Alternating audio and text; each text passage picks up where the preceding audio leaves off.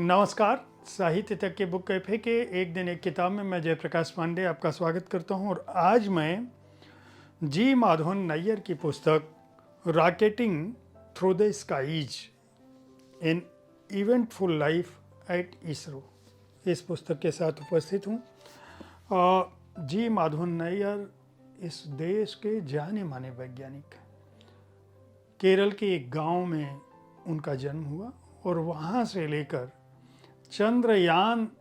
तक की परिक्रमा और भारत की जो अंतरिक्ष उड़ान है उसमें इस देश की तमाम बड़े वैज्ञानिकों के साथ यहाँ तक कि विक्रम साराभाई और एपीजे अब्दुल कलाम के साथ जिन वैज्ञानिकों ने कदम से कदम मिलाकर योगदान दिया है उसमें माधवन नैयर का नाम सर्वोपरि है।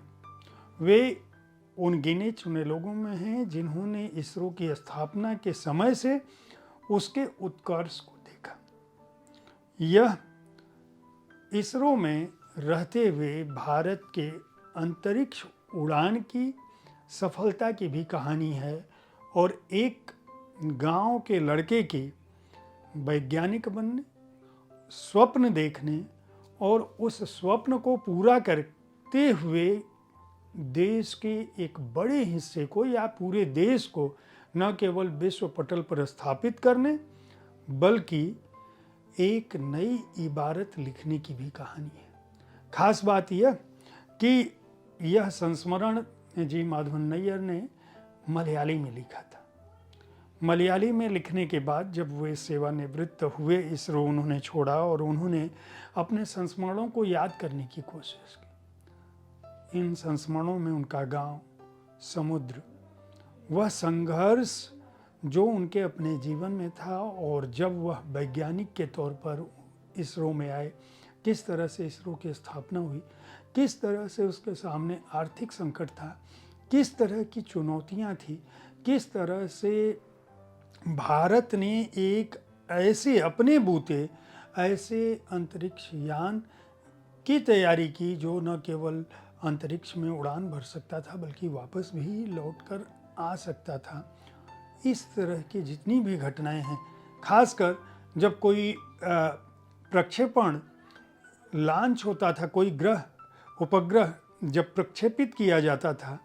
तो किस तरह से जनता के बीच उसका उत्साह होता था और जब उसे कोई असफलता मिलती थी तो किस तरह से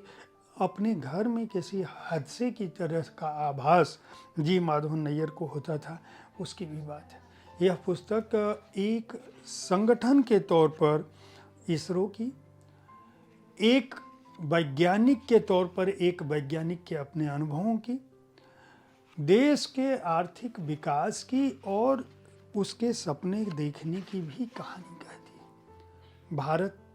ने किस तरह से अंतरिक्ष के क्षेत्र में अपनी छाप छोड़ी और दुनिया की वे तमाम अंतरिक्ष एजेंसियां जिन्होंने किसी दौर में भारत की अंतरिक्ष अभियानों का, अंतरिक्ष कार्यक्रमों का, परमाणु कार्यक्रमों का,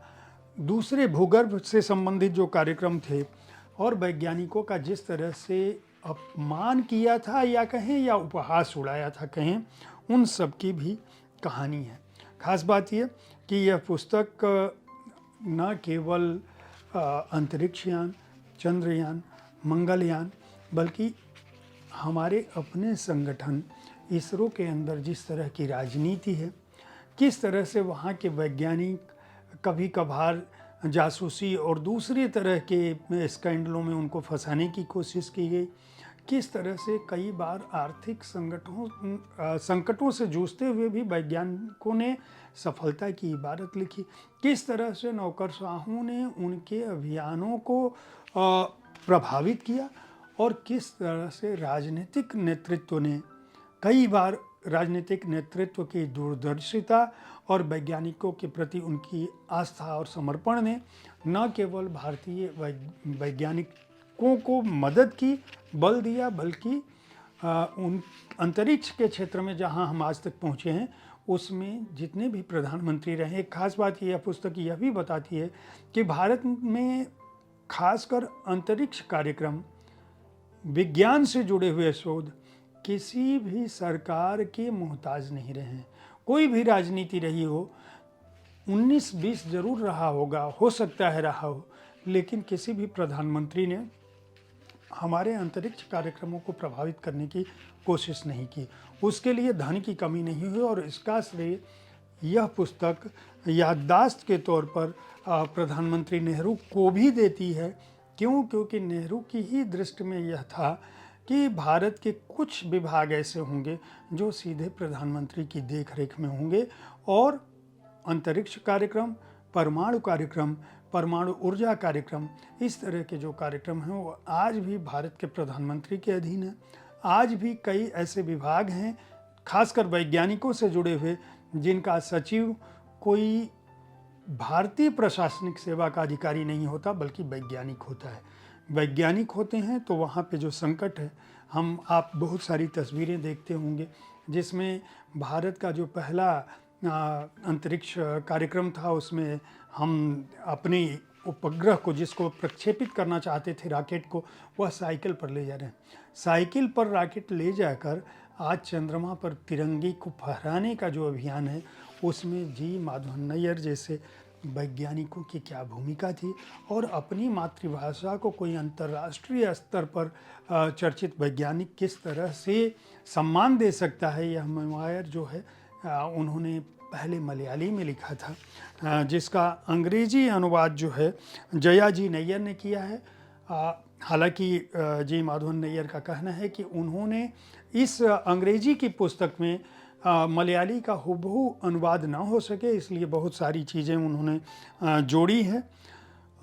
भारत के अंतरिक्ष कार्यक्रमों की यात्रा, यह जी माधवन नैयर की जीवनी तो है ही, उनके संस्मरण तो हैं ही, उनके अपने जीवन की यात्रा वैज्ञानिक के तौर पर तो है ही, यह भारत के विकास की, वैज्ञानिक विकास की और अंतरिक्ष में हमारे बढ़ते कदमों की भी कहानी है। इस पुस्तक को जो खास बात इसके चित्र हैं वे भी बनाते हैं। कई ऐसे अनूठे चित्र इसके अंदर हैं जो अब से पहले नहीं देखे गए थे। इसमें माधवन नैयर की उस समय की फ़ोटो है जब वह स्कूल के छात्र थे और एक केरल के एक इलाके में पैदा होकर कोई भी वैज्ञानिक न केवल अपने देश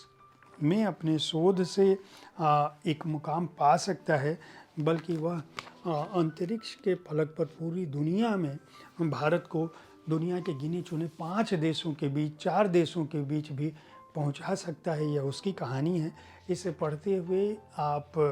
युवा पीढ़ी के लोग, खासकर छात्र, एक प्रेरणा पा सकते हैं। बड़े लोगों को यह समझ में आ सकता है कि हम आज जहां पहुंचे हैं, जब भी यह बात कही जाती है कि पिछले 70 सालों, 72 सालों, 75 सालों में कुछ भी नहीं हुआ है, उनको यह समझने की कोशिश करनी चाहिए कि जिस देश में सुई तक नहीं बनती थी, वहाँ अंतरिक्ष तक की, चंद्रमा तक की उड़ान एक दिन में तो नहीं हुई है। यह यात्रा एक लंबे समय की यात्रा है और जैसा कि राकेश शर्मा जो भारत के पहले अंतरिक्ष यात्री थे, उन्होंने कहा है कि यह कहानी यह बताती है कि अगर आप सकारात्मक तौर पर प्रभाव छोड़ने की स्थिति में हैं तो आप न केवल अपनी बल्कि अपनी सकारात्मकता से पूरे एक देश के भाग्य को, खासकर अंतरिक्ष तकनीकी के क्षेत्र का इस्तेमाल कर प्रभावित कर सकते हैं। तो इस पुस्तक को रूपा पब्लिकेशन ने प्रकाशित किया है। यह नॉन फिक्शन है, यानी संस्मरण है, कहानी नहीं है, सच्ची घटनाएं हैं जो याद के तौर पर एक बड़े वैज्ञानिक ने लिखी हैं। हार्ड बाउंड संस्करण का मूल्य 795 रुपये है। संभवतः आने वाले दिनों में यह पुस्तक हिंदी में भी आए, लेकिन अंग्रेजी में भी इसकी भाषा इतनी सहज और सरल है कि आप इस पुस्तक को खरीद कर पढ़ सकते हैं। हर भारतीय के घर में, खासकर जिनको विज्ञान में रुचि हो, जिनको भारत से प्यार हो और जो भारत की अंतरिक्ष यात्रा को, भारत के वैज्ञानिक कार्यक्रमों को, भारत के अंतरिक्ष अनुसंधान केंद्र के विकास को समझना चाहते हैं, वहाँ की गतिविधियों को समझना चाहते हैं और कोई एक लड़का कैसे देश का सबसे बड़ा वैज्ञानिक बन सकता है, इसरो का प्रमुख भी बन सकता है, एक गांव में, एक छोटे से इलाके में पैदा होकर भी, वह कहानी भी बताती है, प्रेरणा देती है। उम्मीद है साहित्य तक का यह एपिसोड आपको पसंद आया होगा। इस कार्यक्रम में आप किस तरह की पुस्तकों की चर्चा चाहते हैं, इसके बारे में अपनी राय से हमें ज़रूर अवगत कराएं। हमारी कोशिश होती है कि विविध विधाओं की पुस्तकों के साथ आपके पास हर दिन पहुंचूं, ताकि आपको अपनी पसंद की पुस्तक चुनने में आसानी हो। कल ठीक इसी समय ऐसी ही किसी एक कृति के साथ मैं फिर मिलूंगा। देखते रहिए साहित्य तक। धन्यवाद।